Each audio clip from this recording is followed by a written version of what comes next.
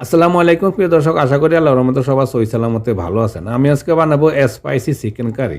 এই চিকেন কারিটা সাধারণ chicken curry কিন্তু একটু টেস্টটা আলাদা।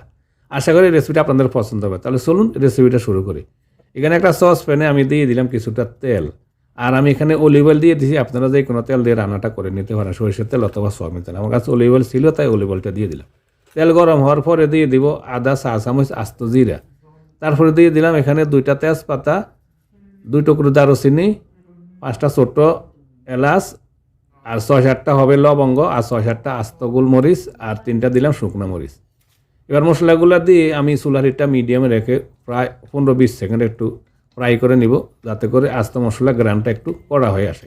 তারপর এখানে দিয়ে দিলাম বড় সাইজের একটা পেঁয়াজ। পেঁয়াজটা দিয়ে আমি মিডিয়াম হিটে রেখে প্রায় 3-4 মিনিটের মতন পেঁয়াজটা ফ্রাই করে বাদামি কালার করে নিয়ে নেব। হাই হিটে পেঁয়াজ যদি ফ্রাই করি তাহলে কালো হয়ে যাবে, তাই মিডিয়াম হিটে রেখে আমি 3-4 মিনিট এটা ফ্রাই করে একটু বাদামি কালার করে নিয়ে নিলাম। দেখুন, এবার আমি দিয়ে দিব বড় সাইজের একটা টমেটোটা একটু চিকন করে স্লাইস করে কেটে নিয়ে নিচ্ছি। আর টমেটোটা আমি একটু গলিয়ে নিব, 4-5 মিনিট এভাবে ফ্রাই করে একটু গলিয়ে নিব। প্রিয় দর্শক, আশা করি রেসিপিটা আপনাদের পছন্দ হবে। যদি পছন্দ হয় প্লিজ একটা লাইক এবং একটা কমেন্ট করুন, আর প্লিজ আমার চ্যানেলটা সাবস্ক্রাইব করে সাথে থাকার জন্য অনুরোধ করবো। প্লিজ 4-5 মিনিট আমি এইভাবে টমেটোটা একটু ফ্রাই করে গলিয়ে নিয়ে নিছি। টমেটো গলানোর পরে এবার আমি দিয়ে দিব আধা টেবিল চামচ রসুন আর আধা টেবিল চামচ আদা বাটা। আদা রসুনগুলো আবার 10-15 সেকেন্ড একটু ফ্রাই করে নিব, যাতে করে আদা রসুনের যে একটা কাঁচা গন্ধ থাকে গন্ধটা যাতে দূর হয়। এই জন্য 10-15 সেকেন্ড আবার আদা রসুন একটু ফ্রাই করে নিয়ে নিলাম। তারপরে আমি এতে দিয়ে দিব 1 চা চামচ হলুদের গুঁড়া, 1 চা চামচ দিলাম লাল মরিচের গুঁড়া, 1 চা চামচ ধনিয়া গুঁড়া, আর আধা চা চামচ দিব জিরা গুঁড়া, আর 1 চা চামচ দিলাম আমি বিরিয়ানি মশলা। বিরিয়ানি মশলাটা দিলে একটু ভালো একটা গ্রান হয়।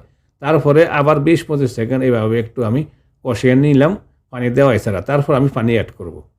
এবার আমি এতে দিয়ে দেবো পানি আরও ভালো করে কষানোর জন্য। পানিটা দিয়ে আমি এবার চুলার হিটটা হাই করে দিব। হাই করে দিয়ে আমি 5 মিনিটের মতন এভাবে কষিয়ে নিয়ে নিব। তারপরে আমি দিয়ে দিলাম একটু স্বাদ মতো লবণ, 1 টেবিল চামচের মতো হবে লবণ দিয়ে দিলাম। লবণ দিয়ে এভাবে 4-5 মিনিট আমি মশলাটা কষিয়ে নিয়ে একবার ভালো করে শুকিয়ে নিব, যাতে করে টমেটো মশলাটা ভালো করে কষানো হয়, এতে করে স্বাদটা কিন্তু ভালো হয়। 4-5 মিনিট আমি ভালো করে কষিয়ে নিয়ে নিয়েছি। দেখুন, পানিটা একবার শুকিয়ে নিয়ে নিয়েছি আর মশলাটা ভালো করে কষানো হয়ে গেছে অলরেডি। এবার আমি দিয়ে দিব চিকেন। এখানে আমি 1 কেজি ওজনের একটা চিকেন মিডিয়াম সাইজের একটু টুকরা করে কেটে নিয়ে নিই। চিকেনটা ধুয়ে সাফ করে পানিটা ঝরিয়ে নিয়ে নিই। এবার চিকেন দিয়ে মশলার সাথে আমি ভালো করে একটু লাড়াচাড়া দিয়ে একটু মিক্স করে নিয়ে নিব। আর এই অবস্থায় আমি চুলার হিটটা হাইতে রেখে এইভাবে নাড়তে নাড়তে 10 মিনিট হাই হিটে রেখে কষিয়ে নিব। ঢাকনা দেওয়া ছাড়া এইভাবে অনবরত নাড়তে থাকবো। আর দিয়ে দিলাম 3টা আস্ত কাঁচামরিচ। কাঁচামরিচ দিলে কাঁচামরিচের ফ্লেভারটা একটু ভালো লাগে। তারপর এইভাবে অনবরত নাড়তে নাড়তে হাই হিটে রেখে আমি 10 মিনিট চিকেনটা কষে নিয়ে নিলাম।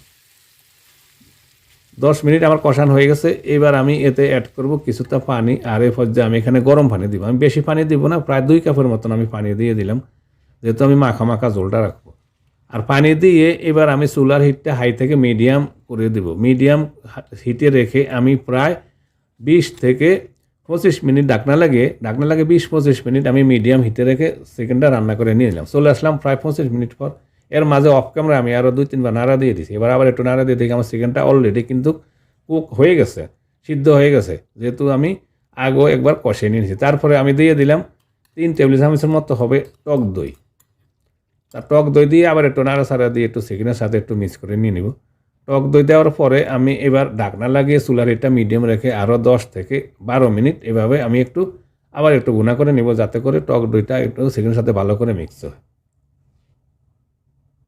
চলে আসলাম প্রায় 10-12 মিনিট পর। হয়ে গেছে আমার স্পাইসি চিকেন কারি। খুবই মজার একটা রেসিপি। দেখুন কালারটা কেমন সুন্দর, মাশাআল্লাহ। এবার আপনারা খুব সহজে ঘরোয়া উপকরণে রেসিপিটা বানিয়ে নিতে পারেন। প্রিয় দর্শক, রেসিপিটা যদি পছন্দ হয় প্লিজ একটা লাইক এবং একটা কমেন্ট করুন, আর প্লিজ আমার চ্যানেলে সাবস্ক্রাইব করে সাথে থাকার জন্য অনুরোধ করবো। সবাই ভালো থাকুন, আল্লাহ হাফিজ।